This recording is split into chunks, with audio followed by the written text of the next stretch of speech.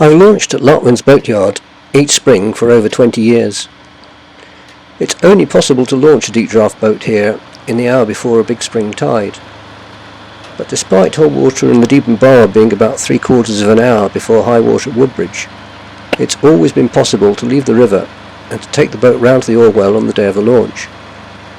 However, this year the Deben Bar was reputed to be much shallower than I ever remember. The standard advice is to only leave the river on the flood, but if you want to launch and leave on the same tide, leaving on the ebb is inevitable, and according to my logs, I normally end up crossing the bar 2 hours after high water on the bar. Just occasionally I've made it out an hour and a half after high water if I've launched early, but that's not been the norm. I looked up the tides for the 25th and 26th of April. Although of course the timings were different, the actual heights of tide were much the same on both days.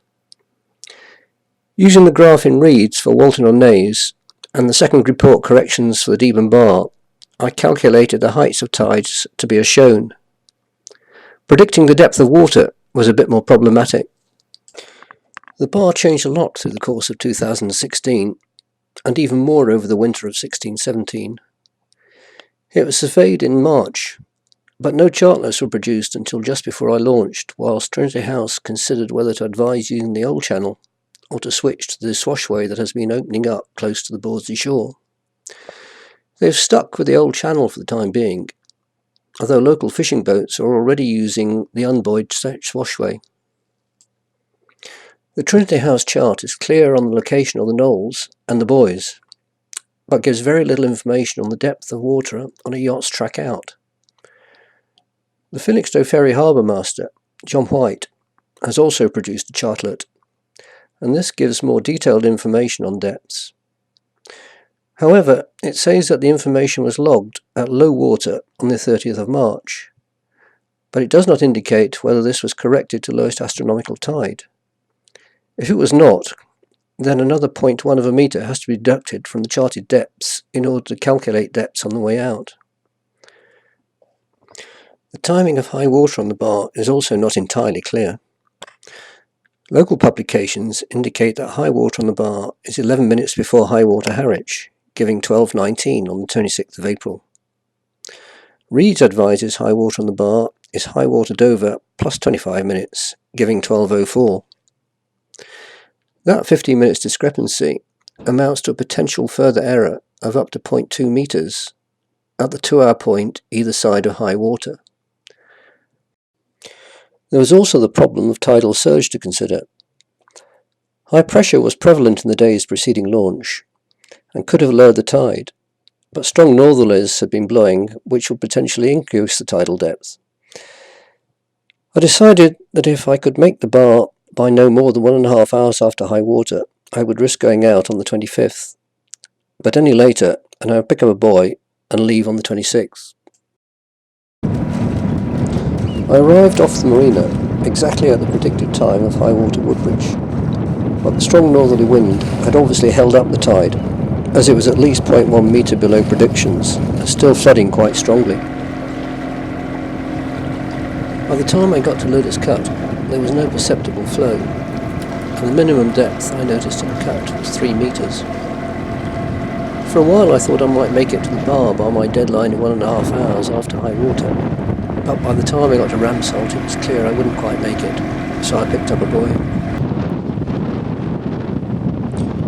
At first it was quite pleasant, but as the flood started and the tide swung the stern into the short sharp chop coming down the river, it got noisy, bumpy and very cold.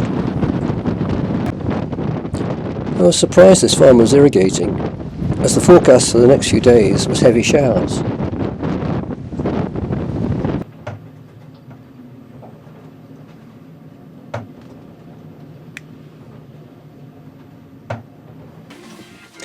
In the end, there was nothing for it but to close the hatches, turn the heating on, and try and catch up with the Sunday newspapers.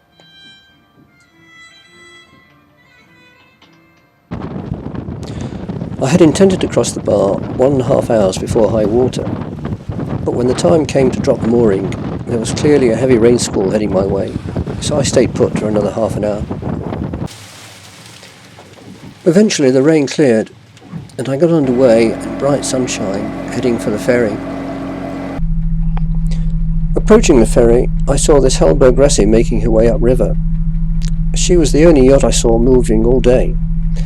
I later found out she'd only nipped out from Ramsalt to pick her dinghy up.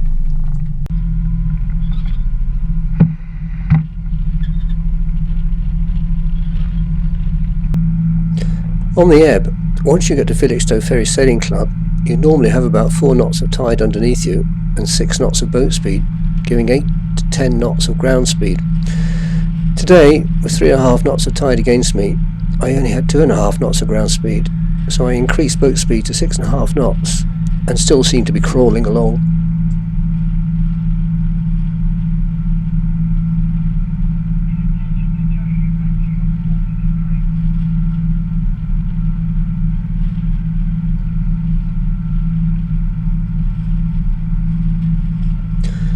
On the ebb, it's important to get across to the right-hand side of the river as soon as you pass the red buoy off the sailing club.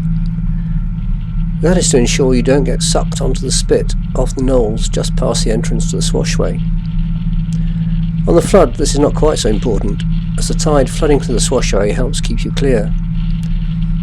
However, it's still important to get close to the shore well before you get to the Martello Tower, as the channel becomes very narrow here.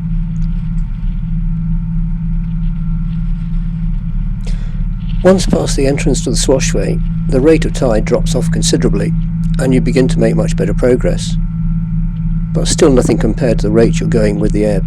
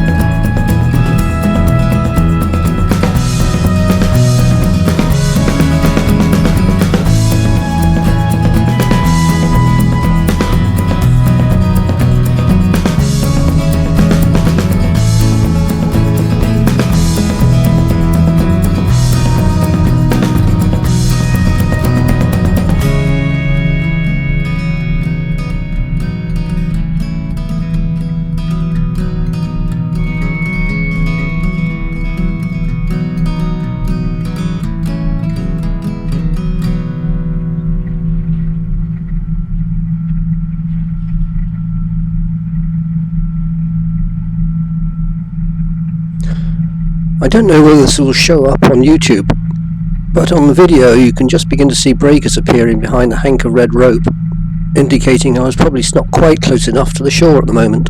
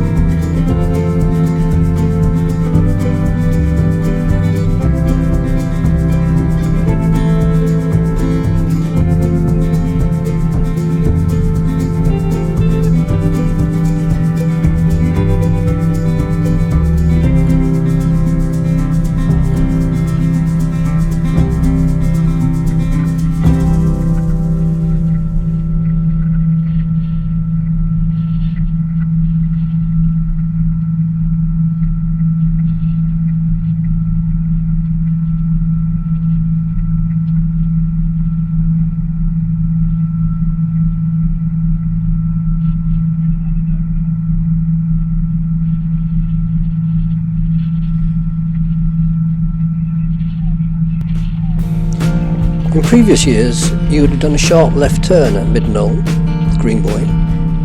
This year, you just carry straight on. Indicated depth fell to 3.6 metres and stayed steady all the way out Knoll Spit.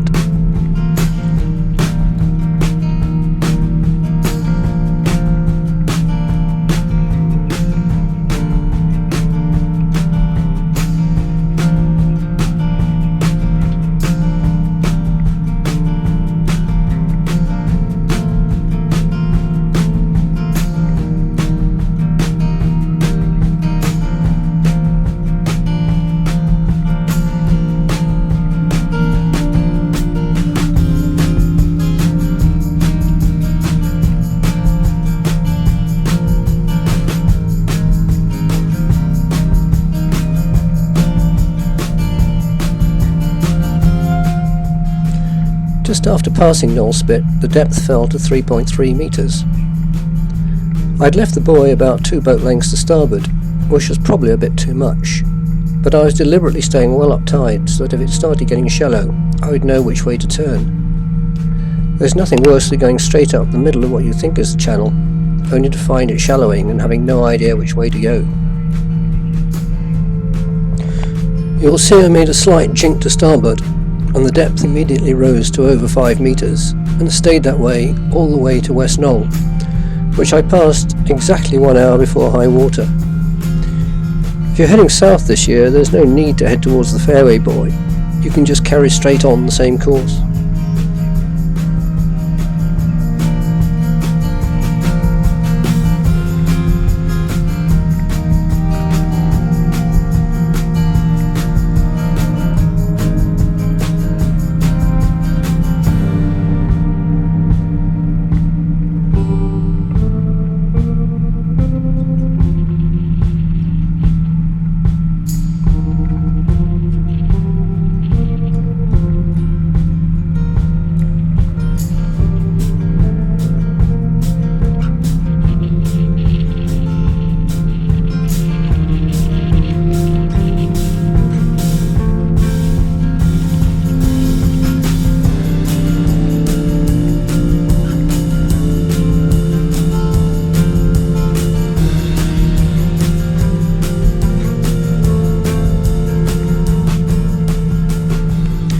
With the aid of the jib, I made good progress down the coast at well over 7 knots, but slowed dramatically when I entered the Orwell and found apparent winds of 30 to 35 knots dead on the nose until I got to Leamington.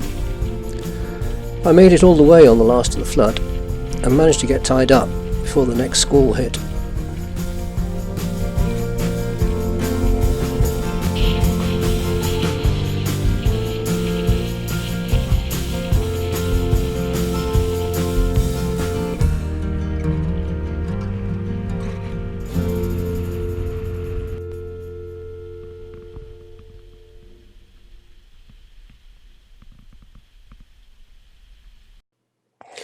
The red line shows my track in 2017 on a Navionics chart updated to spring 2016.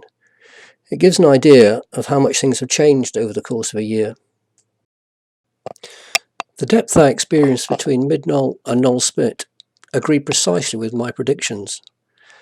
However, I subsequently found the Harwich sensors were showing a positive surge of 0.2 metres at the time I crossed the bar. The reduced depth I found after Knoll Spit does not agree with John White's chart, and I was probably just a bit too far east. A club member crossed the bar an hour before I did and found a least depth of 2.7 metres just about a beam of Knoll Spit. That is about 0.3 metres less than I would have predicted for him, and 0.5 less if the Harwich surge actually happens at the bar. Given the variables in predicting depths, I would not be happy in cutting safety margins too tight in a place like the Deben Bar. From the information we have for this season, for a boat of 1.8 to 2 metres, a crossing 2 hours before to 1 hour afterwards seems safe. In calm weather you might stretch that by 30 minutes either side of the tide, but I think that this year half-tide passages are only for shallow draft craft.